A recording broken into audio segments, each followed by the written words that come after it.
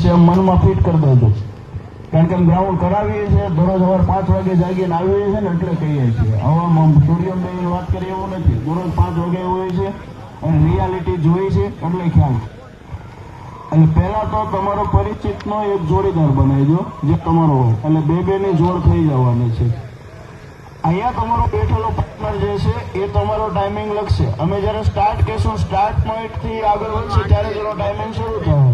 12 લેફ લેવાના છે મોબાઈલમાં, બરોબર છે. એ 12નો પર્ટિક્યુલર જોવાનું છે કે કયા રાઉન્ડમાં કેટલો ટાઈમિંગ આવે છે, જેથી તમને એ ખબર પડશે કે કયો રાઉન્ડ જે છે એમાં હું વધુ ટાઈમ લાવું છું.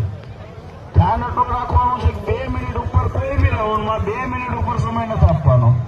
12 રાઉન્ડ છે, 12 × 24, બસ 2 મિનિટ ઉપર તો જવું જ ન જોઈએ કોઈ પણ સંજોગોમાં.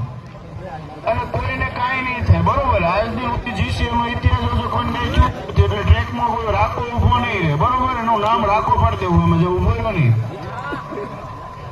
એટલે ટ્રેકમાં ઉભો નહીં રહે.